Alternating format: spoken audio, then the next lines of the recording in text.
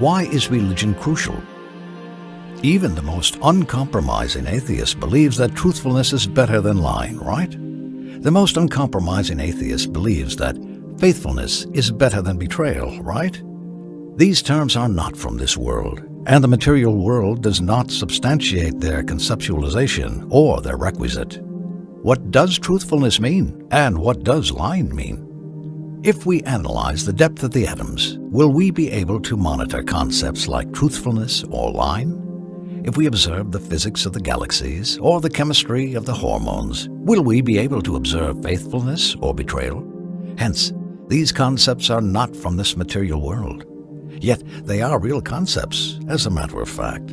They are the most important things in existence. The value of man is measured by his manners.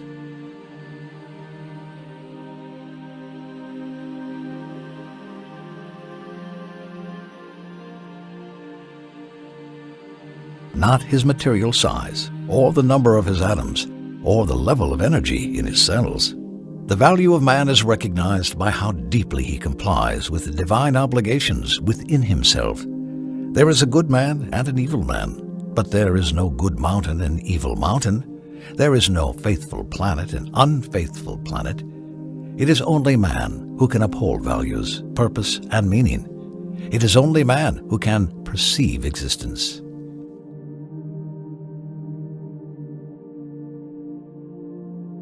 The brain is made up of the very same material components. No matter how complex the brain is, no matter how complex its material components, the sum of all zeros will always be a zero, no matter how many zeros we add.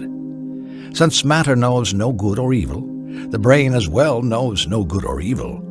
Hence, the question that poses itself is, how did the concepts of good and evil settle in the brain? What prevents the brain from annihilating the whole earth and everything that lives on it? Why can't the brain think of placing the weakest of mankind in animal cages? Why can't the brain get rid of all the sick and handicapped, so as to leave only the highly efficient, like the Nazi project Achtung T4? The material brain does not know if any of the above actions is good or bad, because the brain is completely indifferent when it comes to morals.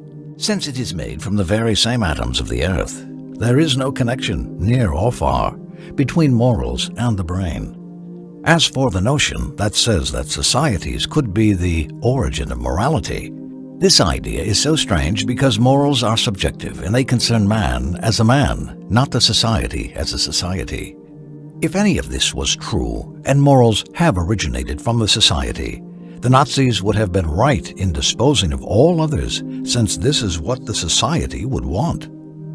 Hence, morals are separate from the society, and both the good and the bad societies know what righteousness is and what evildoing is. Consequently, morals are far beyond the brain and the society.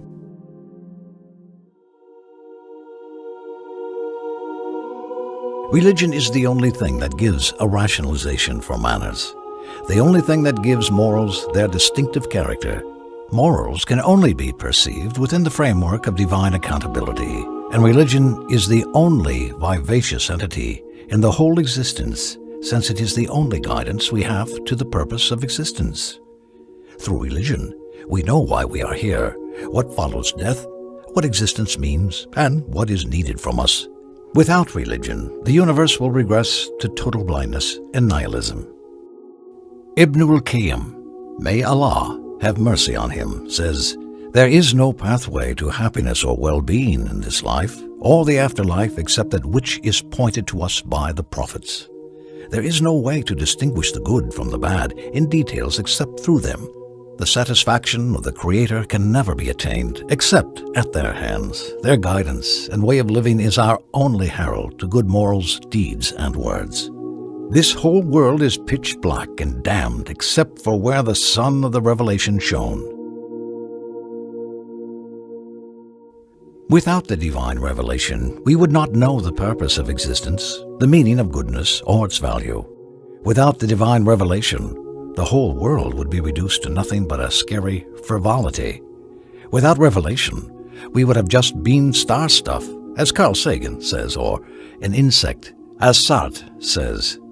Prophethood is the only pulse of existence, and without it, the best inventions and the most ecstatic desires would have been real terror. Without religion, the whole world is a big waste. If you ask an atheist this existential question, why are we here in this life? What will happen to us after we die? He will either resort to sophicity or he will stay silent. Hence, religion is a natural requirement when it comes to perceiving moral values or realizing the meaning of existence or answering the existential question of who created this whole existence? Who created man? What is the purpose from our existence and the wisdom from actions or beings?